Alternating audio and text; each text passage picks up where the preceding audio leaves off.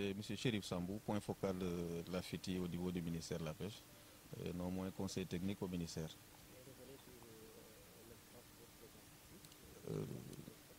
C'est un atelier très important qui doit pouvoir accompagner ou booster le processus d'adhésion du Sénégal à la FITI auprès des acteurs qui peut-être seront un bon appui pour porter le plaidoyer pour accompagner cette adhésion de la FITI. Comme nous l'avons fait avec l'ITIE, je pense que jusqu'à présent encore, on est dans les dispositions d'engager le ministère ou l'État du Sénégal à cette transparence. Je pense qu'on a déjà de grands pas qui sont faits, notamment par la publication de la liste des navires autorisés à opérer dans les eaux sous juridiction sénégalaise. Nous venons de bâtir une nouvelle aide politique sectorielle, très inclusive avec les acteurs, qui a été déjà adoptée. Et des parties du code de 2015, du code de la pêche 2015, sont tentées de réviser de façon inclusive avec les acteurs de la pêche, notamment les pêcheurs, les marins, les transformatrices. Une activité qui est très importante aujourd'hui pour booster le processus, même si l'engagement d'alors a été fait par le président Macky Sall, mais aujourd'hui je réaffirme encore que c'est d'actualité que le Sénégal et le ministère s'engagent vers ce processus et le terminer une bonne fois et adhérer à la FITI, comme l'a fait certains pays à côté de nous, la Mauritanie, le Cap-Vert, etc. Je pense que nous y reviendrons dans les travaux. C'est une initiative qui est bâtie à l'image de l'ITIE, mais notamment aujourd'hui dans la gouvernance des pêches, au niveau du secteur de la pêche.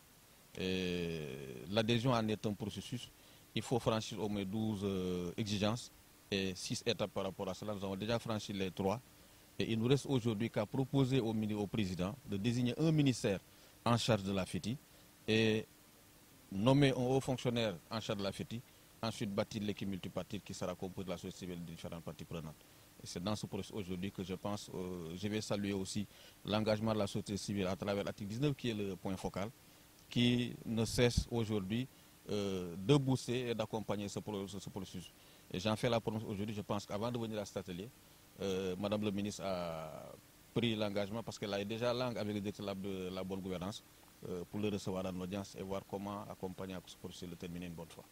Je m'appelle Abdoulaye Ndiaye, je suis chargé de programme article 19 et point focal de la société civile dans le comité national PGO. L'article 19 est une organisation de la société civile qui est spécialisée dans le plaidoyer pour plus d'accès à l'information, plus de transparence, plus de liberté d'expression. Et aujourd'hui, nous sommes point focal de la société civile dans le comité qui fait le plaidoyer pour plus d'ouverture dans la gouvernance au Sénégal. Oui, merci beaucoup. Cette activité a été initiée donc, avec l'ensemble des organisations de la société civile membres du comité national PGO pour continuer le plaidoyer que toutes les organisations font dans ce qu'on appelle le comité national PGO, mais en réalité porté par le Forum civil qui toujours fait le plaidoyer pour plus de transparence dans le secteur de la pêche. Donc aujourd'hui, cet engagement pour plus de transparence figure aussi dans le comité, dans le partenariat pour un gouvernement ouvert, qui en a fait un engagement prometteur dans le premier plan d'action national, mais aussi dans le deuxième plan d'action national du PGO du Sénégal. Ce qui fait qu'aujourd'hui, le processus qui a une dimension politique pour permettre que le Sénégal puisse adhérer de manière globale, en tout cas franchir toutes les étapes pour remplir le processus d'adhésion, connaît certaines lenteurs, ce qui fait que nous venons à Saint-Louis rencontrer tous les acteurs pour continuer ce plaidoyer afin que les étapes restantes puissent être remplies donc, par nos autorités. Merci beaucoup. Nous lançons un appel au nom de la société civile au président de la République du Sénégal, donc, qui avait pris beaucoup d'engagements concernant la transparence dans le secteur de la pêche, qu'aujourd'hui la société civile est très alarmée donc, par la situation du Sénégal pour l'adhésion du Sénégal à la FITI. Beaucoup d'étapes ont été faites depuis le président de la République en 2016, le président Macky Sall, et aujourd'hui il est question de la respectabilité de l'engagement du Sénégal devant toute la communauté internationale, toute la communauté en tout cas de la transparence au plan mondial. Aujourd'hui, l'adhésion à la FITI constitue un pas important pour plus d'ouverture dans la gouvernance de la pêche. Donc à ce titre, nous appelons le président de la République à faciliter donc les étapes restantes afin que le Sénégal puisse entièrement adhérer à la FITI, remplir les étapes restantes et aujourd'hui donner plus de gage de transparence à tous les acteurs qui s'activent autour de la pêche.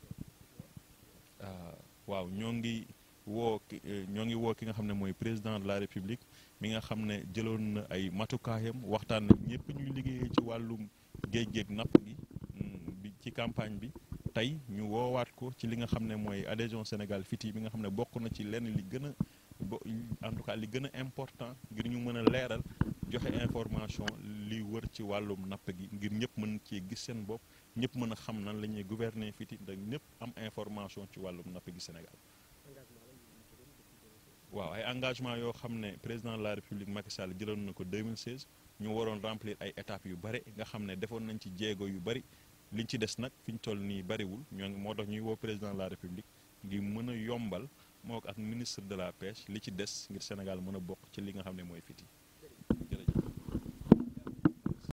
di liggéey kuréel bi ñu naan article 19 di bokk tamit ci kuréelu société civile bi nga xam ne moom la ñuy tuddee comité représenté société civile ci kuréel bi ñu naan comité national PGO.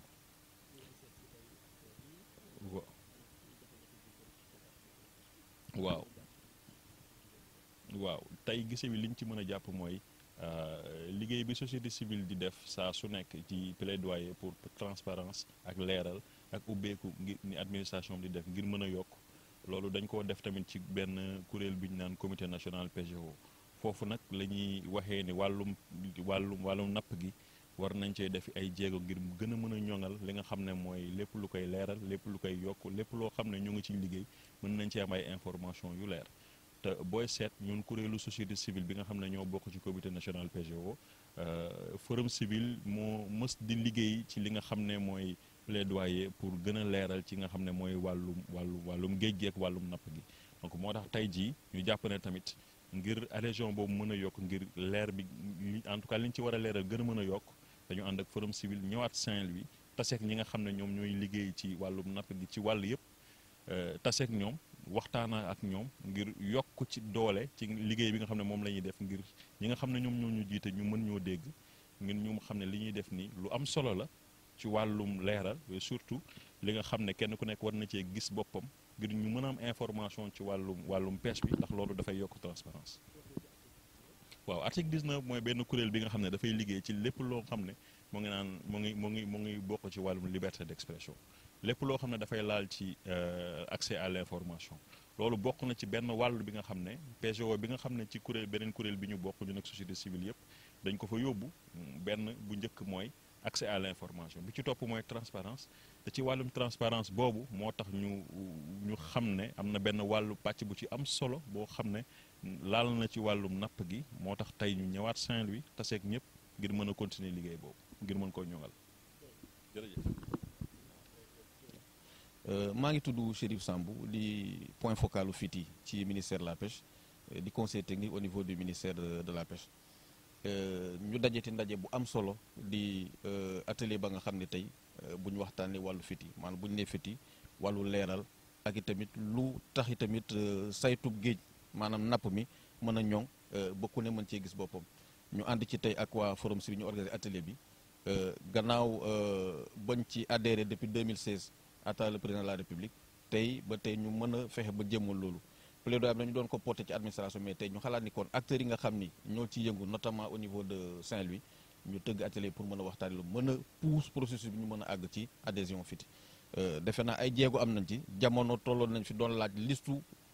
saxaar yi maanaam yi liggéey ci Sénégal ci napp waaxu Sénégal yi ba defe naa publication am na ci ñu am lettre de politique sectorielle bu bees ba nga xam ni ñu ngi koy soog a tëgg àndoon ci ak acteurs yëpp waxtaanee bu mën ko jëm ba ñu adopté ko tey code de la pêche bi tamit ñu ngi nësër ay waxtaan yoo xam ne ñu seet yenn pàcc ñu ngi koy mën a seetat ak acteurs yi di lu am solo maanaam FITI bi ci boppam parce que tey réew yi ñu wër li mel ni Cap-Vert ak Mauritanie defe naa soobu nañ ci pare comme ni ñu ko defee ci wàllu or ak yooyu yëpp ñu mën cee bokk mu doon loo xam ne daf ñu mën a jàppale lu baax a baax ci wàllu leeraange ci wàllu saytu géej